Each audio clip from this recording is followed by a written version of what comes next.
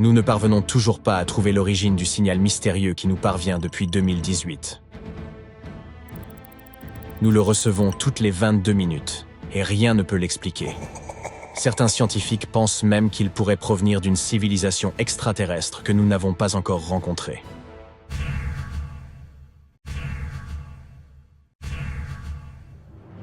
Ce signal radio étrange n'a pas été découvert par un chercheur au cours d'une mission sérieuse. À vrai dire, il a été remarqué par un étudiant qui travaillait simplement sur un projet ordinaire dans le cadre de ses études. Tyrone O'Doherty, étudiant du premier cycle à l'Université Curtin d'Australie, passait en revue d'anciennes données de la voûte australe. Il recherchait d'éventuels signaux radio intermittents lorsqu'il est finalement tombé sur un signal datant de 2018 et qui semblait émettre des ondes radio en direction de la Terre à la façon d'un phare. Enthousiasmé par sa découverte, Tyrone l'a partagé avec sa mentor, la radioastronome Natasha Hurley-Walker. Elle s'est plongée dans la recherche de ce signal, en quête d'une percée scientifique.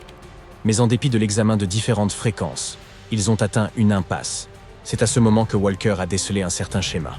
Le signal se répétait toutes les 18 minutes. C'était énorme. Mais à l'instant où il se préparait à l'étudier plus en détail, pouf, le signal a disparu après seulement 3 mois, ne laissant aucune trace. Refusant de baisser les bras, Walker et son équipe ont à nouveau scruté le ciel, espérant y trouver un indice. Des mois ont passé, mais rien n'a été découvert.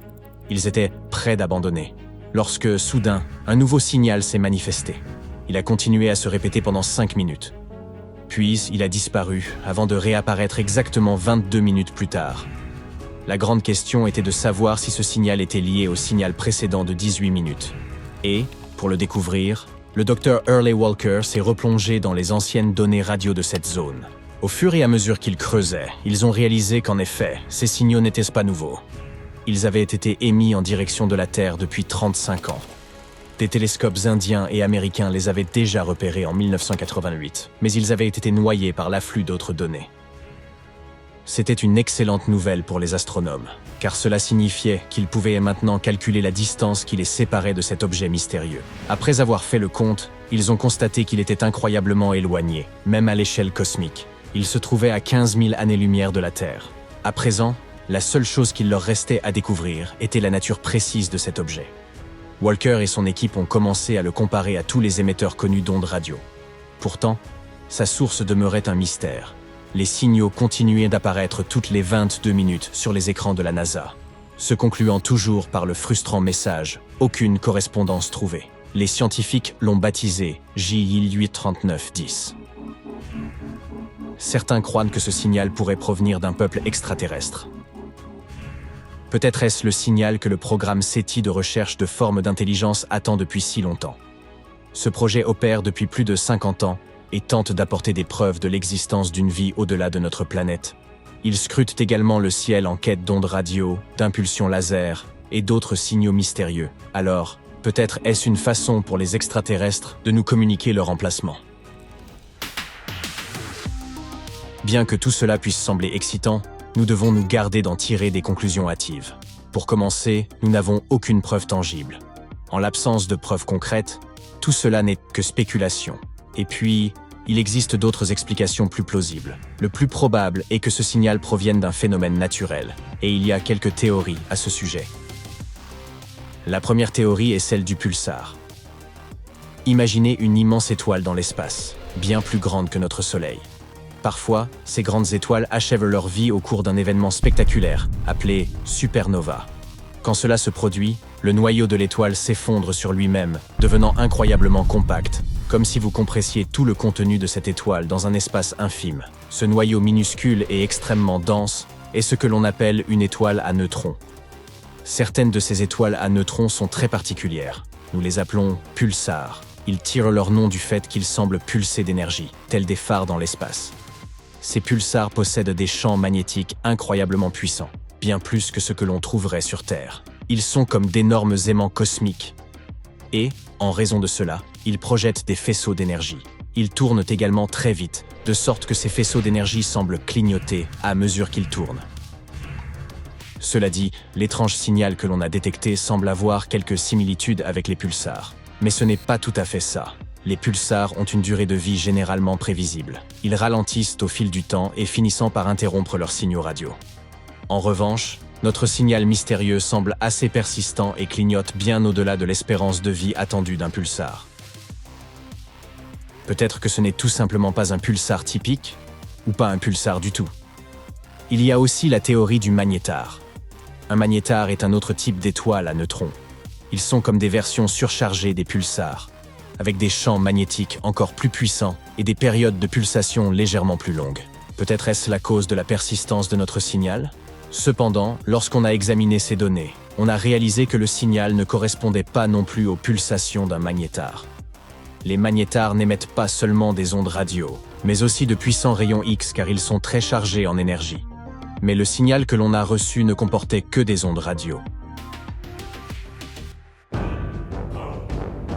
Nous avons donc déduit qu'il ne s'agissait ni d'un pulsar ni d'un magnétar.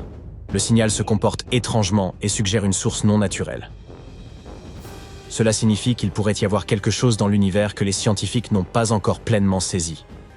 Et il y a enfin un corps spatial au sujet duquel nous ne savons pas grand-chose. La dernière théorie est celle du pulsar nain. Un pulsar nain est une étoile qui émet un clignotement régulier, similaire au pulsar, mais qui prend beaucoup plus de temps entre chaque pulsation. Habituellement, les naines blanches sont formées des restes de petites étoiles. Elles ne clignotent pas, parce que leur champ magnétique n'est pas aussi puissant que celui des pulsars. Mais quand une naine blanche devient assez lourde, atteignant presque la masse de notre Soleil, elle devient extrêmement dense et commence à pulser, en raison de son fort champ magnétique, tout comme ces derniers. Elles ont une particularité intéressante. Les naines blanches sont faites d'électrons et non de neutrons, ce qui est le cas des pulsars.